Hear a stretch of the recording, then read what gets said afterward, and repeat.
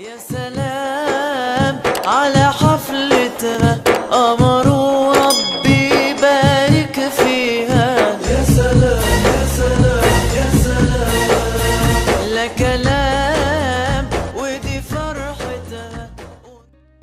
Assalamualaikum warahmatullahi wabarakatuh. Bismillahirrahmanirrahim. Alhamdulillahi rabbil alamin. Allahumma salli wa sallim ala sayyidina Muhammadin wa ala alihi wa sahbihi ajma'in. Baik, bertemu lagi di dalam pembelajaran pendidikan kewarganegaraan kelas 4 ULA Pondok Pesantren Salafiyah Darussalam, yang mana kita masih membahas bab 3 tentang pemerintahan kabupaten dan kota, yang mana sebelumnya kita sudah membahas tentang wilayah kabupaten atau kota pada pertemuan yang kemarin ya. Bagi yang belum menonton videonya silahkan cek, ada di video-video Bapak. Nah, hari ini akan kita lanjutkan tentang struktur organisasi pemerintahan yang ada di wilayah kabupaten atau kota. Baik, sebelum Bapak lanjutkan, sudahkah kalian siapkan alat tulisnya untuk mencatat materi yang Bapak sampaikan? Ya. Baik, kita mulai. Nah, hari ini kita awali dengan lembaga pemerintah kabupaten atau kota. Jadi di sebuah wilayah kabupaten atau kota itu ada beberapa lembaga pemerintahnya. Apa saja itu? Nah, lembaga pemerintah kabupaten atau kota itu yang pertama yaitu bupati atau wali kota. Ya, kalau bupati kemarin sudah kita tahu seseorang yang memimpin daerah kabupaten. Sedangkan wali kota itu adalah seorang pemimpin wilayah daerah kota ya. Nah, bupati atau wali kota ini adalah lembaga pemerintah yang pertama yang berada di kabupaten atau kota. Lembaga yang kedua ada yang dinamakan dengan Dewan Perwakilan Rakyat Daerah atau yang disingkat dengan DPRD. Nah, kita sering menyebutnya dengan DPRD. Nah, apa kepanjangan DPRD? DPRD kepanjangannya ini, Dewan Perwakilan Rakyat Daerah. Nah, tapi Dewan Perwakilan Rakyat Daerahnya ini yang berada di kabupaten atau kota.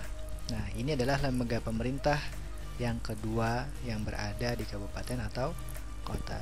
Baik, selanjutnya yang ketiga ada yang namanya perangkat daerah ya. Nah, apa saja perangkat daerah itu nanti kita bahas satu persatu ya. Baik, yang keempat dari lembaga pemerintah kabupaten atau kota itu adalah Muspida. Nah, Muspida ini adalah sebuah singkatan. Apa kepanjangan dari Muspida? Nanti kita bahas, oke. Nah, yang kelima yang dinamakan lembaga pemerintah kabupaten atau kota itu adalah lembaga pembantu tugas bupati atau wali kota. Baik. Nah, kelima lembaga ini berada di pemerintah kabupaten atau kota. Baik, kita awali dengan lembaga pemerintah yang pertama yang berada di kabupaten atau kota, yaitu bupati atau wali kota. Baik, seperti yang telah kita ketahui kemarin, bupati itu adalah pemimpin wilayah kabupaten. Nah, sedangkan wali kota itu adalah pemimpin wilayah kota. Nah, kemarin wilayah kabupaten ataupun wilayah kota itu adalah gabungan dari beberapa kecamatan. Nah, digabung kecamatan-kecamatan itu menjadi kabupaten atau menjadi kota. Kalau menjadi kabupaten, yang memimpinnya dinamakan bupati. Kalau kecamatan-kecamatan tadi yang bergabung tadi di wilayah kota, itu dinamakan wali kota pemimpinnya. Baik. Kemudian bagaimana cara memilih bupati atau wali kota ini? Nah, bupati atau wali kota ini dipilih secara langsung oleh masyarakat melalui yang namanya pilkada. Apa itu pilkada? Pilkada adalah pemilihan kepala daerah. Nah, ini cara memilih bupati atau wali kota. Nah, selanjutnya apabila seseorang itu sudah menjadi bupati atau menjadi wali kota, berapa tahun dia menjabatnya sebagai bupati atau wali kota? Nah, masa jabatan seorang bupati atau seorang wali kota itu adalah 5 tahun. Jadi setelah 5 tahun nanti diadakan lagi pemilihan kepala daerah. Baik, yang selanjutnya tugas bupati atau wali kota. Nah, mungkin kalian sudah mengenal siapa bupati kita di daerah Kabupaten Banjar atau siapa wali kota daerah kota Banjarmasin misalkan. Nah, lalu tugas mereka itu apa?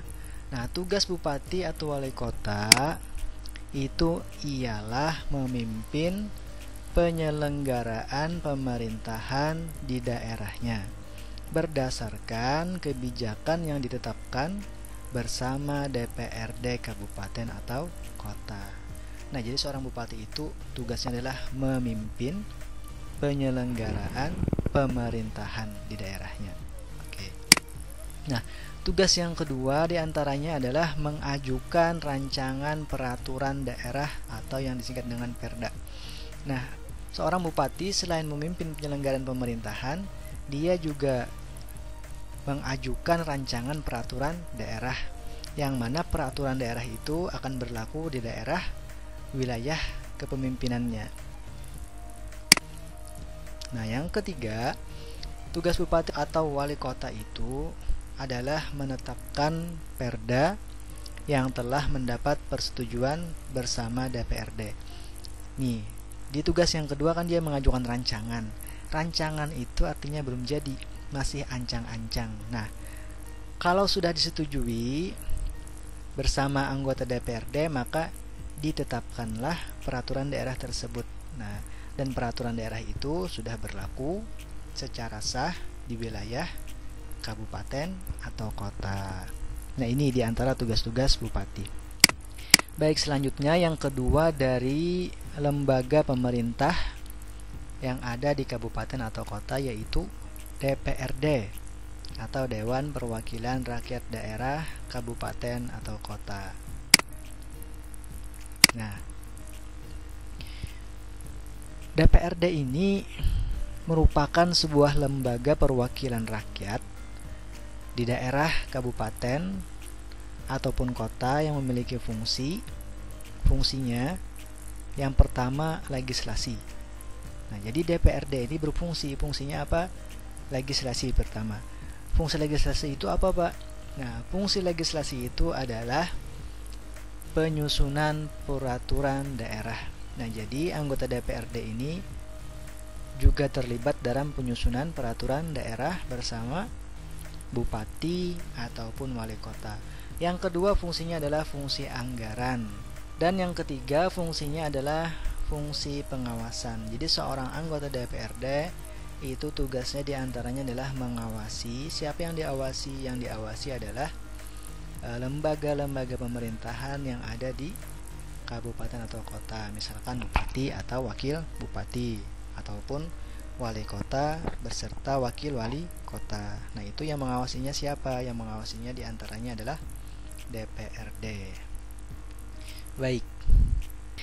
Baik, lalu apakah tugas dan kewajiban dari seorang anggota DPRD kabupaten atau kota? Nah, seperti halnya bupati atau wali kota tadi yang mempunyai tugas, anggota DPRD kabupaten ataupun kota juga memiliki tugas dan kewajiban. Nah, di antaranya yang pertama, tugas seorang anggota DPRD itu adalah melaksanakan demokrasi di wilayah kabupaten atau kota. Yang kedua, tugasnya memperjuangkan peningkatan kesejahteraan rakyat di daerah. Kemudian yang ketiga, tugas dan kewajiban DPRD ini adalah menyerap, menampung, menghimpun, dan menindaklanjuti aspirasi atau gagasan masyarakat. Nah, jadi kalau ada sebuah usulan, sebuah gagasan dari masyarakat untuk peningkatan kesejahteraan rakyat di daerahnya, itu disampaikan kepada anggota DPRD, dan nanti anggota DPRD inilah yang membahasnya di dalam pemerintahan kabupaten ataupun kota bersama bupati sebagai jalan keluarnya. Nah, sekarang silahkan kalian kerjakan tugas ini di buku catatan kalian masing-masing setelah kalian mencatat materi-materi yang Bapak sampaikan tadi. Oke, tugas yang pertama, disebut apakah pemimpin wilayah kabupaten. Nah, tentunya kalau kalian menyimak video dari awal pasti kan dapat menjawabnya dengan mudah. Oke, soal yang kedua, disebut apakah pemimpin wilayah kota. Oke, yang ketiga, tuliskan salah satu nama bupati ataupun nama wali kota beserta wilayahnya yang ada di Kalimantan Selatan. Misalkan nih contoh, Bupati Banjar siapa misalkan, atau wali kota Banjarbaru siapa namanya. Baik, nah itu tugasnya dijawab di buku kalian masing-masing, ditulis ya. Nanti untuk penyerahannya Bapak sampaikan di grup WA. Baik, ini saja yang Bapak sampaikan. Semoga ada manfaatnya. Wabillahi taufiq wal hidayah. Assalamualaikum warahmatullahi wabarakatuh.